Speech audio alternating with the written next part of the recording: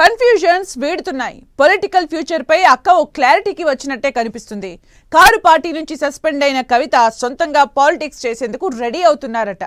Full time politics చేసేందుకు సిద్ధమవుతున్నారట. రాజకీయ party ప్రకటించేందుకు కూడా టైం డేట్ తో పాటు మంచి ముహూర్తం ఫిక్స్ చేసుకున్నారట. ఈ దసరా పండుగకై కవిత తన పొలిటికల్ పార్టీని అనౌన్స్ చేయబోతున్నారని టాక్. అదే రోజు గాంధీ జయంతి కూడా కావడంతో ఇంతకన్నా మంచి ముహూర్తం ఏముంటుందనే టాక్ జాగృతి కార్యకర్తల్లో నడుస్తోంది.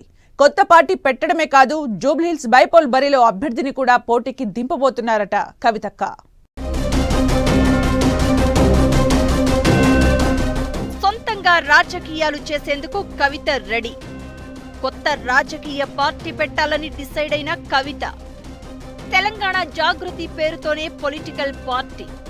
దసరా పండుగ రోజు పార్టీపై అధికారిక ప్రకటన. జూబ్లీహిల్స్ ఉప ఎన్నిక బరిలోకి కవిత పార్టీ అభ్యర్థి. రానున్న ఎన్నికల్లో సిద్దిపేట బరిలో దిగేందుకు కవిత ప్లాన్.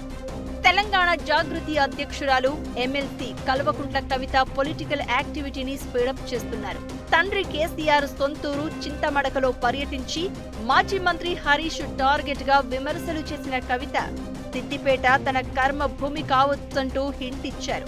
ఆ తర్వాత మంచిర్యాల జిల్లా శ్రీరాంపూర్లో సింగరేణి కార్మికులతో కలిసి బతుకమ్మ సంబరాల్లో పాల్గొన్న కవిత గజ్వేల్ నియోజకవర్గంలోనూ బతుకమ్మ సంబరాల్లో పాల్గొన్నారు. బీఆర్ఎస్ నుంచి సస్పెండ్ అయినప్పటి నుంచి రెగ్యులర్ గా ప్రెస్ మీట్లు పెడుతూ ఏదో ఒక యాక్టివిటీతో లైమ్ లైట్ లో ఉండే ప్రయత్నం చేస్తున్న కవిత కొత్త రాజకీయ పార్టీ దిశగా అడుగులు వేస్తున్నారట. కాంగ్రెస్ బీజేపీలో చేరే ప్రసక్తే లేదంటున్న కవిత తన ముందు ఉన్న ఆప్షన్ కొత్త రాజకీయ పార్టీ మాత్రమే అన్న అభిప్రాయానికి వచ్చారట. వందల మందితో పార్టీ ఏర్పాటుపై డిస్కస్ చేశారట కవిత. కుటుంబ సభ్యులు మొదలు సన్నిహితులు, మేధావులు, తెలంగాణ ఉద్యమంలో కీలకంగా పనిచేసిన వాళ్లు, న్యాయవాదులు, పలు రంగాల ప్రముఖుల అభిప్రాయాలు తీసుకున్నారట. తెలంగాణలో మరో ప్రాంతీయ పార్టీకి స్పేస్ ఉందా? పార్టీ పెడితే ఎలా ముందుకు వెళ్లాలి? ఇతర పార్టీల్లోంచి ఎవరెవరు వచ్చే అవకాశం ఉంది? పార్టీ నిర్మాణం ఎలా ఉండాలి అనే అంశాలపై చాలా మందితో చర్చించారట కవిత. తెలంగాణ, ఏపీతో పాటు దేశంలో వివిధ రాష్ట్రాల్లో గతంలో ఎవరెవరు పార్టీలు పెట్టారు, అందులో ఎవరు సక్సెస్ అయ్యారు, ఎవరు ఫెయిల్ అయ్యారు, వాళ్ల సక్సెస్ కు ఫెయిల్యూర్ కు కారణాలు ఏంటనే దానిపై ఆరా తీస్తున్న కవిత తన రాజకీయ పార్టీని తెలంగాణలో విజయవంతంగా ఎలా ముందుకు తీసుకువెళ్లాలన్న దానిపై రోడ్ మ్యాప్ రెడీ చేసుకుంటున్నారని సమాచారం.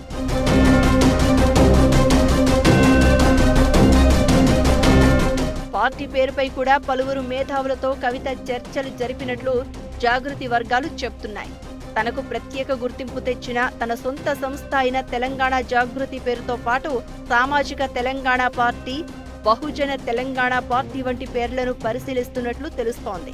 అయితే తనకు బీఆర్ఎస్ పార్టీతో సంబంధం లేకుండా ప్రత్యేక గుర్తింపు తీసుకువచ్చిన తెలంగాణ జాగృతి వైపే కవిత మొగ్గు చూపినట్లు టాక్ వినిపిస్తోంది. చర్చోపచర్చల తర్వాత తాను పెట్టబోయే రాజకీయ పార్టీకి తెలంగాణ జాగృతి పార్టీ అని నామకరణం చేయాలని కవిత డిసైడ్ అయినట్లు సమాచారం. తెలంగాణ జాగృతి పేరుతో అయితేనే ప్రజల్లోకి తొందరగా వెళ్లగలమని, అలా అయితే ప్రత్యేకంగా తన పార్టీ పేరును ప్రమోట్ చేసుకోవాల్సిన అవసరం ఉండదని కవిత భావిస్తున్నారట. ఇక తన పార్టీ ప్రకటనకు కూడా కవిత ముహూర్తం ఖరారు చేసుకున్నారని అంటున్నారు. ఈ దసరా పండుగ రోజు విజయదశమి సందర్భంగా తెలంగాణ జాగృతి పార్టీని కవిత అధికారికంగా ప్రకటించబోతున్నారట. పార్టీ పెట్టడంతో పాటు వెంటనే రంగంలోకి దిగాలని కవిత భావిస్తున్నట్లు తెలుస్తోంది. త్వరలో జరగబోయే జూబ్లీహిల్స్ ఉప ఎన్నిక బరిలోకి తొలిసారిగా అభ్యర్థిని బరిలో దింపాలని, తాను రానున్న ఎన్నికల్లో సిద్దిపేట నుండి బరిలో దిగాలని కవిత ఇప్పటికే ఒక నిర్ణయం తీసుకున్నారని జాగృతి వర్గాలు చెప్తున్నాయి. ఈ క్రమంలోనే కాంగ్రెస్ మాజీ ఎమ్మెల్సీ అమీర్ అలీ ఖాన్ కవితను కలిశారని, జూబ్లీహిల్స్ నియోజకవర్గంలో ముస్లిం మైనారిటీల ఓట్లు ఎక్కువగా ఉండడంతో ఆయననే బరిలోకి దింపే అవకాశాలు ఉన్నాయన్న టాక్ వినిపిస్తోంది. జూబ్లీహిల్స్ నుంచే తన పొలిటికల్ యాక్టివిటీని స్పీడప్ చేయాలని కవిత భావిస్తున్నట్లు తెలుస్తోంది. నిరాడంబరంగా పార్టీ ప్రకటన చేసి ఆ తర్వాత జూబ్లీహిల్స్ లో భారీ ఎన్నికల సభతో పార్టీని ప్రజల్లోకి తీసుకువెళ్లాలి అన్న ప్లాన్లో కవిత ఉన్నారని తెలుస్తోంది.